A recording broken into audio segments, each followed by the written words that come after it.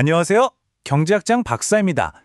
자, 오늘은 불확실한 정보 속에서 어떻게 최선의 결정을 내릴 수 있는지 아주 흥미로운 게임 이론 퍼즐을 함께 풀어보려고 합니다.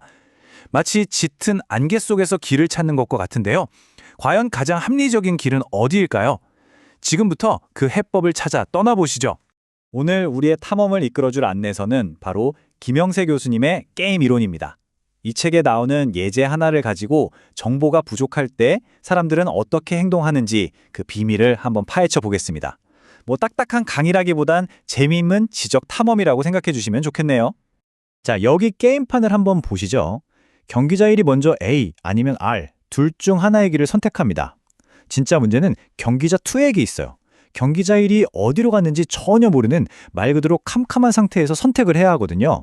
저기 저 점선으로 연결된 부분, 저게 바로 내가 지금 어디에 서 있는지 모르겠다는 막막한 상황, 즉 정보 집합을 의미하는 거예요. 만약 여러분이 경기자 2라면 이 상황에서 어떤 선택을 하시겠어요? 네, 맞아요. 말 그대로 경기자인은 지금 어둠 속에서 선택의 기로에 놓인 겁니다.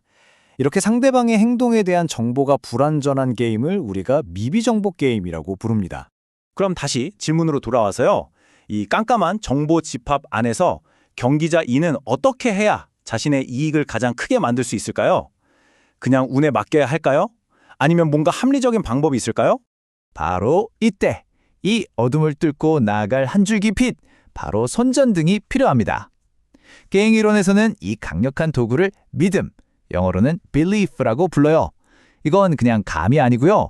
불확실한 상황을 숫자로 다룰 수 있게 해주는 아주 중요한 출발점입니다. 그렇다면 이 믿음이라는 게 대체 뭘까요? 어렵게 생각할 거 없어요. 경기자 2가 현재 상황에 대해서 내리는 주관적인 확률 판단이에요. 내 생각에 경기자 1이 A를 선택했을 확률은 이 정도 될 것 같아 하고 스스로 확률값을 부여하는 거죠. 저희는 이 확률을 그리스 문자 뮤, 즉 뮤라고 표기할게요.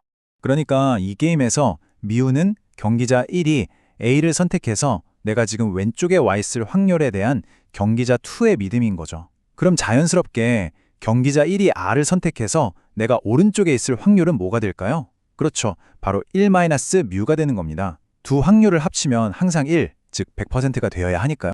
자, 이제 믿음이라는 손전등을 손에 쥐었으니 선택지들을 하나씩 비춰볼 시간입니다. 이 믿음, 즉 확률 뮤를 사용해서 각각의 선택이 나에게 평균적으로 얼마나 큰 보상을 가져다 줄지 이걸 기대보수라고 하는데요. 이걸 계산해서 어느 쪽이 더 이득인지 저울질을 해보겠습니다. 좋아요. 그럼 하나씩 계산해보죠. 만약에 경기자 2가 자신의 정보 집합에서 왼쪽 선택지인 L을 선택한다고 가정해봅시다.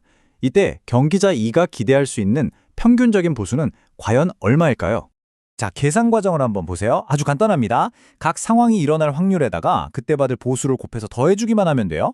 경기자 1의 A를 선택했을 확률, 즉 뮤에다가 그때의 보수 2를 곱하고요. R을 선택했을 확률 1-뮤에다가 그때의 보수 0을 곱해서 더하는 거죠. 정리하면 어떻게 되나요? 놀랍게도 L을 선택했을 때의 기대 보수는 그냥 뮤 그 자체가 됩니다. 자, 그럼 이번엔 반대경우로 생각해 볼까요? 만약 경기자 2가 오른쪽 선택지 R을 고른다면 그때의 기대 보수는 어떻게 계산될까요? 방식은 완전히 똑같습니다.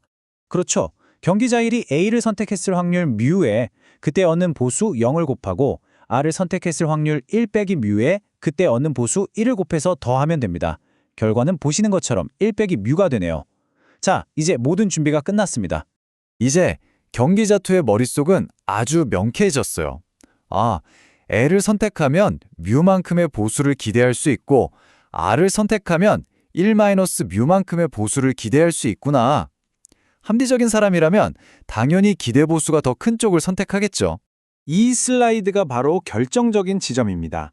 경기자 2는 두 기대 보수, 뮤와 1-뮤를 비교하는 거예요. 당연히 뮤가 1-뮤보다 크거나 같을 때 L을 선택하겠죠. 이 부등식을 간단히 정리하면 뮤가 0.5, 즉 50%보다 크거나 같다는 결론이 나옵니다. 이게 무슨 뜻일까요? 경기자 1이 A를 선택했을 거라는 내 믿음이 절반만 넘으면 내 최선의 선택은 L이다. 이렇게 되는 거죠.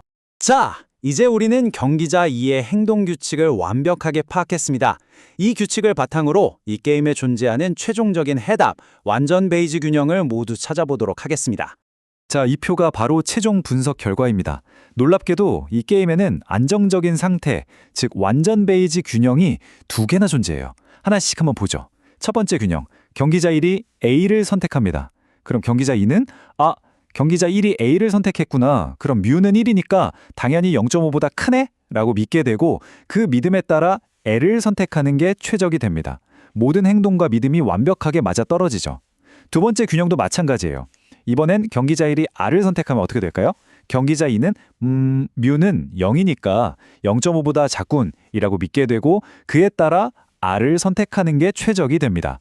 이것 역시 모든 것이 일관된 또 하나의 균형 상태인 겁니다. 이게 바로 완전 베이지 균형의 핵심입니다. 마치 잘 짜인 각본처럼 각 경기자의 전략과 믿음이 서로를 완벽하게 뒷받침하면서 모순 없이 딱 맞물려 돌아가는 상태인 거죠. 나의 전략은 나의 믿음에 대한 최선의 대응이고 또 그 믿음은 상대방의 전략을 볼 때 가장 합리적인 추론이어야 한다는 겁니다. 자, 오늘 정말 중요한 개념을 함께 살펴봤습니다. 복잡해 보였던 문제를 우리가 어떻게 단계별로 해결했는지 한번 정리해보고 마지막으로 더 깊이 생각해볼 거리를 하나 던져드릴게요. 오늘 우리가 함께한 여정은 바로 이 4단계였습니다. 첫째, 불확실성을 믿음이라는 확률로 정의했고, 둘째, 그 믿음을 바탕으로 기대 보수를 계산했죠. 셋째, 기대 보수를 비교해서 최적의 행동을 찾아냈고, 마지막으로 모두의 전략과 믿음이 맞아떨어지는 균형점을 찾아냈습니다. 이 과정만 기억하시면 어떤 미비정보 게임도 분석하실 수 있을 겁니다. 자, 마지막으로 여러분께 질문 하나 남기겠습니다. 우리가 찾은 균형에서는 경기자 1이 A 또는 R 딱 하나만 선택하잖아요. 그런데 정말 만약에 일어나지 않을 일이 실제로 벌어진다면, 즉 균형 경로를 벗어난 정보 집합에 도달하게 된다면 그때 경기자2의 믿음은 도대체 어떻게 형성되어야 할까요? 여기에 대한 답은 저희 다음 지적 탐험에서 이어가 보도록 하죠. 오늘 내용이 유익하셨기를 바랍니다. 지금까지 경제학장 박사였습니다.